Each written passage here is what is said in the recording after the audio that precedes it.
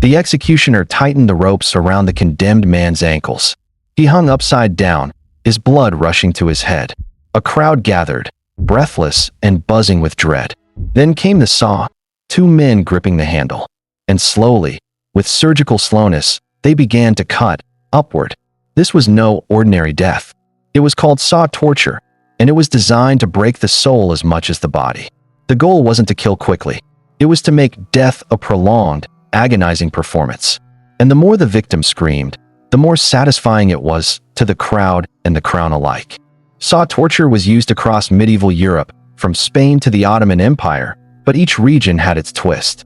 The victim was tied upside down so the blood wouldn't drain away. Why? Because as long as the brain was filled with blood, the victim stayed alive longer. The brutal pain began at the groin. The saw's serrated teeth sliced through soft tissue, slowly entering the pelvis. No screaming could match the sheer panic and humiliation of being dismembered while alive. The executioners worked in shifts. This took time. It was meant for traitors, heretics, and the unthinkably wicked, or sometimes just the politically inconvenient. In kingdoms where terror was law, the message was simple: defy us, and this is your fate. And no one who saw it forgot it. In Ottoman Turkey, it was used to punish deserters and spies. In Eastern Europe, rebels. In medieval France, entire families would be forced to watch. Sometimes, even the victim's children were lined up to kneel before the bloodied body. But the sickest part wasn't the blade, it was the performance. Executioners were trained artists of pain. They practiced the pace of sawing to draw out life. Too fast, the victim would die early. Too slow, and they'd pass out. The balance was precise and sinister. There are chilling accounts in Inquisition records describing victims who remained conscious even after the saw had split the pelvis. Some lived long enough to see their intestines fall. Eyewitnesses often vomited or fainted, but the executioners never blinked. In Spain, it was called La Sierra. In Persia, they called it Jarayat Vazda, the 12-step surgery. But no matter the name, the method was the same: cut from groin to chest, or sometimes only halfway, leaving the victim in a twitching, conscious limbo. The psychological torment was just as cruel.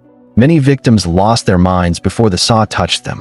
They'd scream for forgiveness, offer bribes, confess to sins they never committed. It wasn't just punishment, it was psychological warfare. The church sometimes endorsed it, especially during the Spanish Inquisition. Torture was a divine method to extract confessions. In one trial, a man was sawed simply for refusing to say Ave Maria. His death took 47 minutes.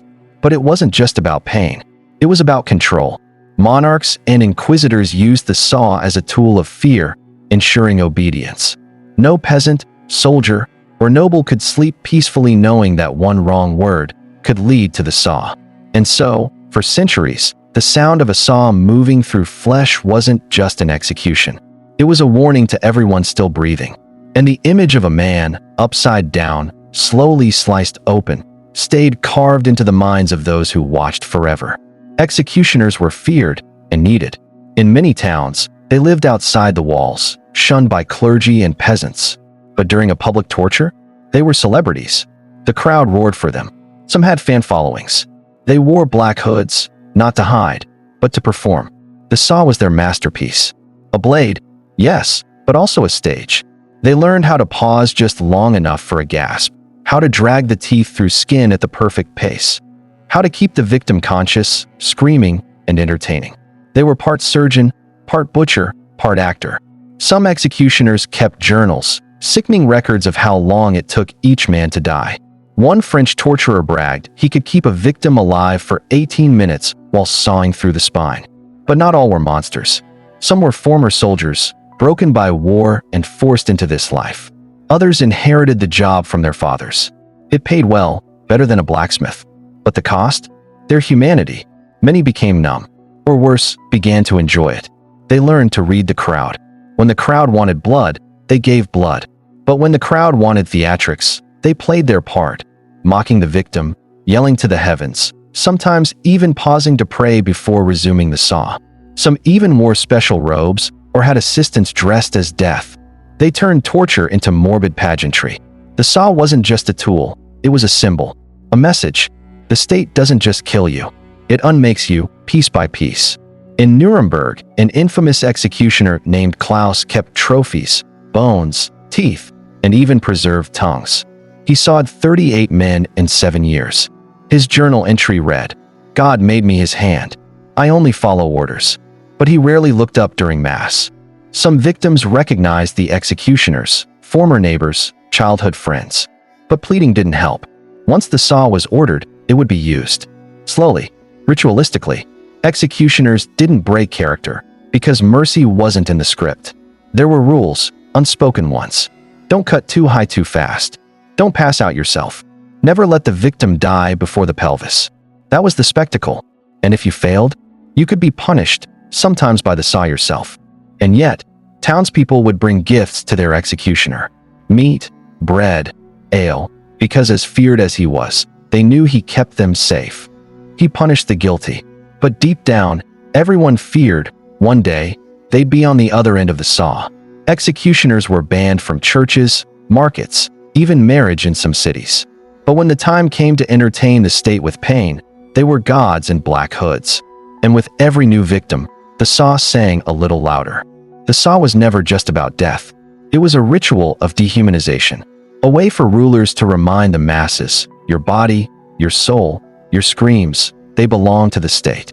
And those who wielded the saw, they were merely instruments, sharpened over time. The horror of saw torture wasn't legend, it was history. Real people screamed, bled, and died by the blade. And the first documented case? The Roman Empire, 2nd century AD.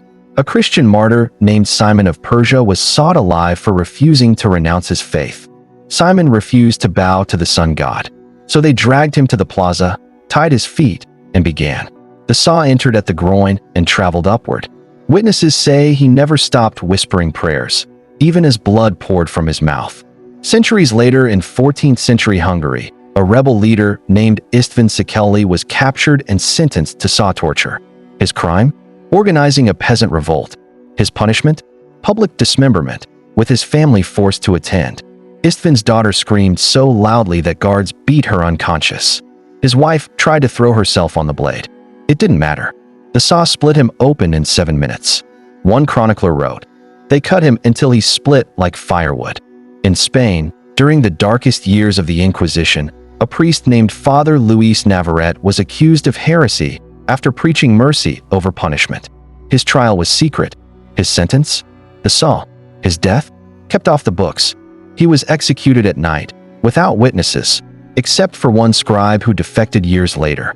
In his confession, he wrote, "He screamed the word forgiveness until his tongue split." The Vatican denied it ever happened. In Persia, under Shah Abbas I, saw torture was used to crush spies.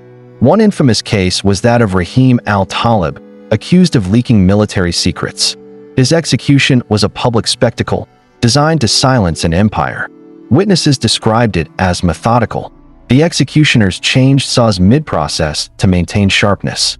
Musicians played loudly to drown out the screams. But Rahim didn't scream. He locked eyes with the Shah until the blade reached his sternum. In 17th century India, under the Mughal Empire, a prince's concubine was accused of poisoning the air. She was innocent, but rivals ensured her fate. The punishment, sawed alive between temple pillars to purify the palace. Her name was Aisha, and her last words were recorded in Urdu. "The gods will cut deeper than you." Her death sparked palace rumors that led to multiple poisonings, and eventually, a royal coup. In Russia, the saw was used rarely, but one tale stands out. In 1575, under Ivan the Terrible, a noble named Mikhail Vorontsov was accused of witchcraft. He was publicly sawed, despite no evidence, simply to terrify the boyars. The saw jammed mid-process, necessitating the removal and replacement of the blade, an additional 10 minutes that contributed to Mikhail's demise. Mikhail wept openly, imploring his son to be spared. Ivan nodded, but then ordered the boy's execution. These were not isolated incidents. They were state-sanctioned rituals of control. The saw was chosen for a specific reason: its slow, horrifying, and final nature. It transformed the body into a chilling warning, a message that reverberated through generations and continues to echo in whispers through history. Saw torture wasn't just brutal, it was biologically engineered for maximum suffering. Medieval torturers may not have known neuroscience, but they understood one thing: blood plus nerve endings plus gravity equals prolonged agony. Hanging the victim upside down did two things. It flooded the brain with oxygen-rich blood to keep them conscious and pulled internal organs downward, away from the saw. That meant the blade met resistance and pain every step of the way. The groin is one of the body's most nerve-rich regions. The femoral artery, the genitals, the pelvic bone. The saw touched them all. Victims often vomited, lost control of their bowels, or screamed until their vocal cords tore. The teeth of the saw weren't sharp like knives. They were ragged, designed to rip, not slice. Each pull shredded tissue. And because the victim was upside down, they stayed awake, even as the saw tore through bone. The executioners alternated strokes to maintain rhythm. If the saw jammed, they'd twist it to tear through cartilage. As the blade hit the pubic symphysis, the joint between the pelvic bones, the pain intensified tenfold. Victims often lost control of their bladder and bowels within the first minute. But that wasn't mercy, it was humiliation. The crowd would laugh. Executioners sometimes used it to taunt them. Even your body betrays you. As the saw reached the spinal cord, the body convulsed violently. Muscles spasmed. The legs kicked. Blood sprayed upward in sickening arcs. And still, many victims remained awake, trapped inside their bodies. Some sawing stopped at the diaphragm, letting the victim suffocate on blood and internal collapse. Others went higher. Each rib cracked like dry wood. The heart, still beating, was sometimes visible just before the victim slipped away. Even spectators weren't immune to the gruesome spectacle. Some fainted, while others vomited. A few, however, were strangely thrilled. Doctors of the time believed that witnessing torture could induce hysteria, arousal, or spiritual cleansing, depending on the individual's soul. Religious officials claimed the saw exposed the true state of the soul. If a victim cursed and screamed, they were damned. If they endured in silence, they were pure. Pain became judgment. Flesh became proof. But the truth? It wasn't divine. It was neurological. The body's adrenaline slowed shock. Endorphins dulled panic. The brain's survival instinct kept the heart pounding, long after the spirit had broken. In modern terms, saw torture caused polytrauma, neurogenic shock, and central pain syndrome, conditions that should render someone unconscious. But upside-down execution reversed that. It turned the body into its own prison. And when death finally came, it was often too late to mean anything. The body was shattered, the soul already gone. The saw didn't just kill, it erased. And that was the point, to make death unforgettable for those watching. The saw may have been laid to rest centuries ago, but its legacy never died. Its horror left stains not just on stone, but on culture. In whispers, legends, and even modern media, the saw still lurks, just beneath the surface. In folklore, the saw became a punishment used in hell. In Dante's Inferno-like stories from Eastern Europe, sinners were condemned to hang eternally, cut again and again, forever alive, never dying. It became punishment beyond death.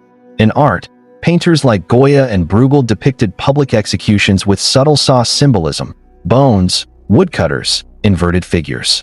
The saw became a symbol of injustice, silence, and the cruelty of the state. The Nazis referenced medieval punishments in their torture manuals. In occupied Poland, resistance fighters were warned, obey, or be opened like firewood. The saw wasn't used, but the memory was still weaponized. In the Balkans, as recently as the 1990s, rumors of saw-like executions were used as psychological warfare. Even unconfirmed, the sheer mention of upside-down cutting brought terror. The legend alone had power. Pop culture wasn't immune. Horror films like Saw, Hostel, and The Witchfinder General borrowed the aesthetics: groin-to-head slicing, helpless victims, ritualized pain. The saw became entertainment. Sanitized, but not forgotten. Even in memes, dark TikToks, or edgy YouTube shorts, the imagery survives. Inverted men, rusted saws, screams layered over lo-fi beats. Gen Z didn't invent the horror. They inherited it, stylized, viral, and sometimes mockingly aesthetic. But the truth is, most people don't know it actually happened. They think the saw was just a horror story, something out of fiction. Few realize that real men, women, and even children were torn apart like timber because of politics, faith, or fear. The saw wasn't just about death. It was about domination. The body became a canvas. Pain became performance. The law became spectacle. And centuries later, we still ask, how could humans do this to each other? Because the saw forces us to confront something deeper, our fascination with pain. We watch, we flinch, we click, we scroll, but we don't look away. And maybe that's the true horror, that we haven't changed as much as we think. So, the next time you hear the word medieval, don't just imagine castles and knights. Instead, picture the screams echoing through the square, the slow, ominous sound of a saw working its way upward. And remember, that horror was real.